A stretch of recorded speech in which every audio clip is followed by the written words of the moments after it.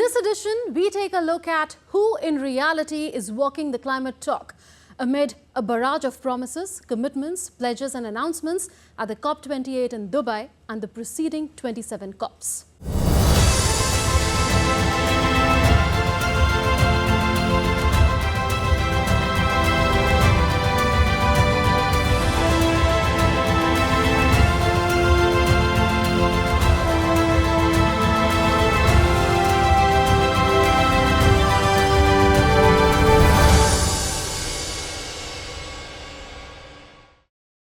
The world is in Dubai for COP28. The COP stands for Conference of the Parties to the UN Framework Convention on Climate Change. But what exactly does that mean and why is it important? Well, UNFCCC was the first global treaty reached in 1992 to explicitly address climate change. It established COP, an annual forum for international discussions. COP aimed to stabilize the concentration of greenhouse gases in the atmosphere. COP is the supreme decision-making body on climate issues. All states that are parties to the convention are represented there. It meets every year unless the parties decide otherwise. The first COP meeting was held in Berlin, the capital of Germany, in March 1995. And since then, COP meetings have by and large been an annual affair. The COP presidency keeps rotating among the 5 recognized UN regions, that is Africa, Asia, Latin America and the Caribbean, Central and Eastern Europe and Western Europe and others. And in 2023, as you know, the COP presidency is with the United Arab Emirates in Asia. So what happens at these COP meetings? At COPs, nations convene to collectively combat the climate crisis. They discuss ways to restrict the global temperature rise to 1.5 degrees Celsius. They discuss ways to support vulnerable communities impacted by climate change.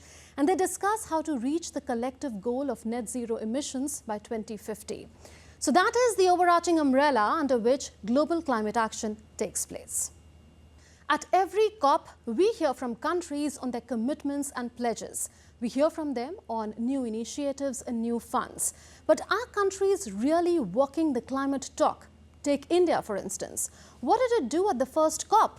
Did its climate narrative evolve over the years? And has it truly shown climate leadership, particularly in the last decade?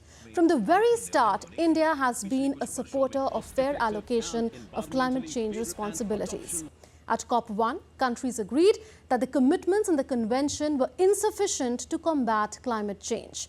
They agreed to have a process where stronger commitments could be negotiated. So what did India say at the first COP? India proposed 20% cut in carbon dioxide emissions of the industrialized countries by 2005. Its stand was that industrialized countries must start reducing emissions so that developing countries get the space they need to increase their emissions. This was crucial because developing countries were at stages of development that were far behind that of developed nations. Developed nations are historically responsible for high greenhouse gas emissions in the atmosphere, and hence it is only fair that they take commensurate responsibility for reducing such emissions. India has always stuck to that stand. In 1997, at COP3, in the Japanese city of Kyoto, the Kyoto Protocol was adopted by consensus. It set binding emission targets for 37 industrialized countries, economies in transition, and the European Union. Together, they had to reduce greenhouse gas emissions to an average of 5% from 1990 levels until 2012. And later, under the same protocol, many such countries committed to reducing these emissions by at least 18% from 1990 levels in the 8 years from 2013 to 2020. India endorsed the Kyoto Protocol, but as a member that carried no responsibility towards emission mitigation. India said it intended to participate fully in the global efforts to protect and improve the environment, but this would be done without hindering its development process. So what did the developed countries do? Well, the United States, the highest per capita emitter, as per 2019 figures, was effectively an outlier. It signed the Kyoto Protocol but never ratified it and later withdrew its signature. So that was the level of its commitment. In 2002, India hosted the COP28 in New Delhi, the only COP it has hosted so far. India made the point that developing countries need to be helped with financial resources. And so, this is what was agreed at COP28. They agreed on principles for the financing of a fund to help the poorest nations cope with the effects of climate change. This means that over the years, India has been representing the voice of developing countries and resolutely defending their interests where needed. Cut to 2015, the year Paris hosted the COP21. That COP led to the most significant global climate agreement to date, the Paris Agreement that requires all countries to pledge to reducing emissions. Governments have since set targets known as Nationally Determined Contributions or NDCs, with the goals of preventing the global average temperature from rising 2 degrees Celsius above pre-industrial levels and pursuing efforts to keep it below 1.5 degrees Celsius. It also aims to reach global net zero emissions, which means the amount of greenhouse gases emitted should equal the amount removed from the atmosphere in the second half of the century. That was a landmark COP for global climate negotiations, but also for India's leadership. India added a new lexicon to its climate narrative: climate justice, a lexicon that captures the essence of what the developing world needs in order to combat climate change. It means that the developed world must pay for climate mitigation and adaptation in the developing world, and also transfer expensive technology that developing countries need to make their transition to low-carbon economies. So how is India delivering on its nationally determined contributions? India is one of the few economies in the world that is on track to meet its NDC targets. Do you know that India has 17% of the world's population, but its share in global carbon emissions is less than 4%? India has already achieved the targets related to emissions intensity 11 years ago. India has achieved non-fossil fuel targets 9 years ahead of schedule. And India has not stopped there. Its target now is to 1. Reduce its emissions intensity by 45% by 2030, 2. Increase the share of its non-fossil fuels to 50%, and 3. Continue to move towards the goal of net zero by 2070. On the sidelines of that summit in Paris, another epochal change was taking place. India joined hands with France to launch the International Solar Alliance, or ISA. The idea behind ISA was simple: tap the sun for solar energy and develop and deploy cost-effective and transformational energy solutions around the world. At the very first assembly of ISA, the idea of One Sun, One World, One Grid initiative was put forth by the Indian Prime Minister. The idea was to connect energy supply across borders. In 2019, Indian Prime Minister Narendra Modi announced a new initiative at the United Nations Climate Action Summit in New York, the Coalition for Disaster Resilient Infrastructure, or CDRI.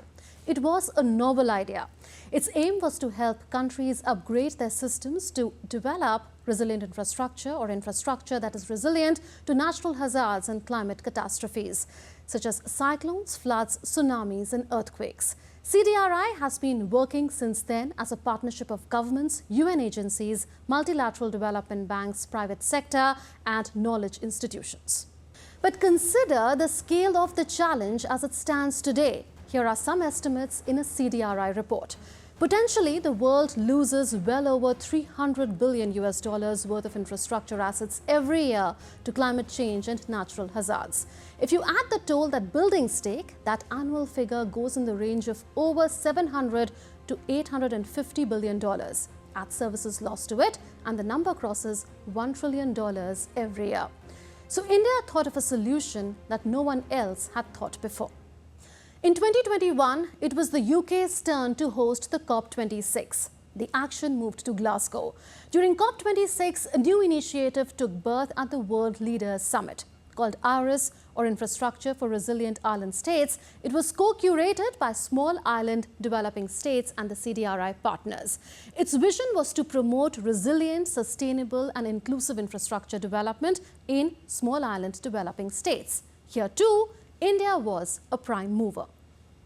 A year later, the Indian Prime Minister launched the LIFE movement. It was an idea that he had introduced at COP26. So what is life? The idea promotes an environmentally conscious lifestyle that focuses on mindful and deliberate utilization instead of mindless and wasteful consumption. This initiative too was a first of its kind. It aimed to create and nurture a global network of individuals called Pro-Planet People. It aimed to create an ecosystem that will reinforce and enable environmentally friendly behaviors to be self-sustainable. Cut to 1st December 2022. India assumed the presidency of the group of 20 nations for the first time.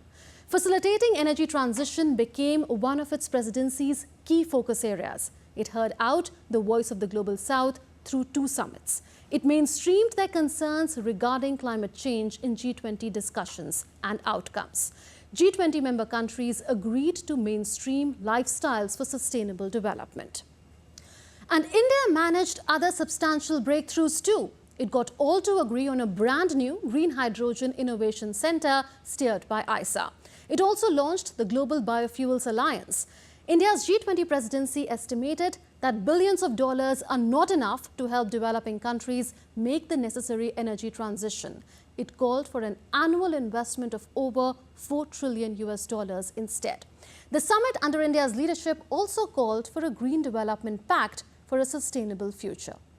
At the COP28 in Dubai, it was time to remind the world again about climate justice, and India did exactly that. साथियों, पिछली शताब्दी की गलतियों को सुधारने के लिए हमारे पास बहुत ज्यादा समय नहीं है।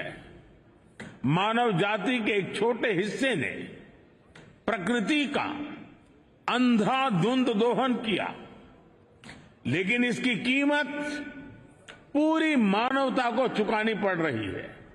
विशेषकर ग्लोबल साउथ के निवासियों को सिर्फ मेरा भला हो, ये सोच दुनिया को एक अंधेरे की तरफ ले जाएगी।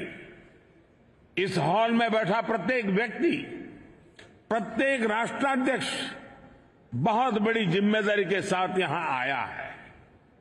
हम में से सभी को अपने दायित्व निभाने ही होंगे।